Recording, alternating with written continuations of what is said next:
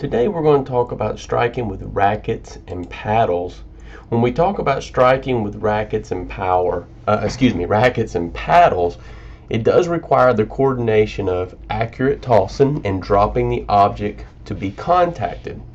So number one, when you're watching children striking with rackets and paddles, you want to make sure they understand how to toss the ball accurately. Therefore, throwing and catching is very important when you're trying to complete the task of striking.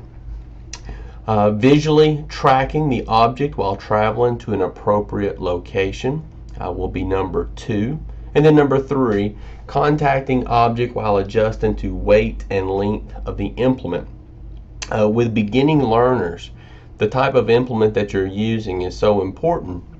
And that's why with younger learners, especially at the pre-control level, we're going to use rackets or paddles that are lightweight, something similar to a lollipop paddle, or you can even design your own paddle where you're using pantyhoses and coat hangers. And so there's a variety of ways of giving students the opportunity to strike with rackets and paddles without losing the ability to control the paddle. Complex skills should be introduced after children have experienced striking with body parts, specifically the hand. So if you think about striking and you think about the idea of volleying, which we're going to talk about today as well, when you're striking at a pre-control level, we typically start with a balloon and we give them the opportunity to strike with the hand before we give them the opportunity to hold an instrument in their hand. So some key observational points when we're working on striking with rackets and paddles. Does the child take a forward step on the foot opposite the striking arm? Again, visualize somebody striking who is standing with their side to the target. So in tennis, if the ball is approaching you, you're not going to stand facing the net. You're going to stand with your side facing the net. So visualize a child doing this, and typically when they are about to make contact, they're going to step with their opposite foot from their striking arm. Does the body coil and rotate forward as the child swings the racket? Similar to baseball and softball, when you're striking with a bat, typically most of your power comes from your core, and it comes from the coiling of your body and the uncoiling of your body as you are completing the swing. It doesn't come from our arms. It doesn't come from our feet. It comes from the entire body working together to produce the power. Does the child draw the racket back and then swing it forward along a full arc? And so there's a plane that we want the racket to follow when they're making a swing. And so when we think about striking with rackets and paddles, at the control level, there's two main cues that you can focus on. So this is just an example of how you can use cues. But the first one is flat paddle. Keep your paddle flat as a pancake. That's an easy way to remind students of what they want to do when they're striking with the paddle. And then the second one is watch the ball. This is the one that you'll be using through any of the different stages of learning, but specifically with younger learners, because even though this may seem easy for us to do, for them, there's so many things distracting them, and sometimes it can be very difficult to keep their eye on the ball. So as we have done in previous chapters, again, it's always good to see a flow chart, to see a visual of these key observational points taking place. So here, again, you see side to target.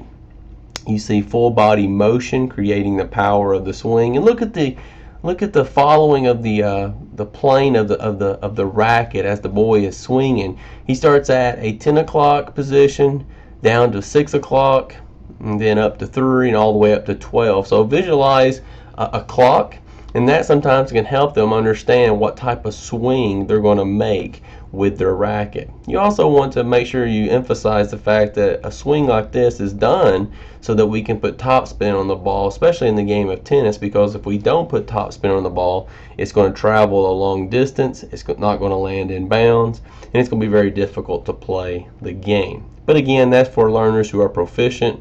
With younger learners, typically you're working on striking for power, you're working on striking to a target, you're wanting them to understand the concept and the keys to a good swing. So teaching striking with rackets and paddles, one of the things that this particular PowerPoint does is it helps you to understand what's happening at each of the levels. And so we start with the pre-control level. Difficulty increases with the length of the implement, therefore provide children with the following: short-handed, light-weighted implements, lightweight and slow traveling objects such as balloons. So this picture gives us a good visualization of what may happen at the pre-control level. Striking various objects including balls suspended from ropes. This is a great way for you to give students the opportunity to strike an object and to help them practice the skill of striking with rackets and paddles. So moving up one more level to control level, children can consistently strike a ball and ready for tasks that involve control of direction, force, and aerial pathway. Set up tasks that teach children to focus on the ball. Introduce children to different types of striking implements and objects to contact. And then introduce children to sidearm pattern of striking. So at the control level, now we're making some progression, but we're also introducing variety to them to give them the opportunity for touch, opportunity for feel, opportunity for seeing different outcomes. Moving up to the utilization level, contact the object repeatedly without missing. Send object various distances and in different directions. Apply striking skills in dynamic situations using different positions to strike alone and with partner. So why do you think this is happening at the utilization level? At the utilization level, we're one step away from playing in game-like situations. And if you look at these three, repeatedly without missing, in other words, being able to continuously volley, distances and in different directions. If you're going to take advantage of the tactics, you want to be able to hit in all directions. And then different positions to strike alone and with a partner. Different positions, especially in games involving rackets and paddles, is so important because think of all the different positions you have to strike when you're playing badminton or playing tennis. You have to use a variety of ways of returning the object. And then finally, proficiency. Demonstrate quick moving and reacting patterns of striking in game-like situations. Control both body and implement while traveling. And then finally, select appropriate type of striking when responding to an opponent.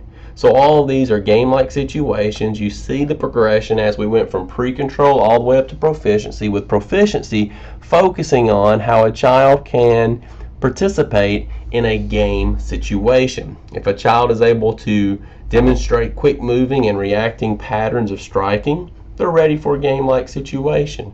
If they can control their body and the implement at the same time while traveling, then they're ready for a game situation.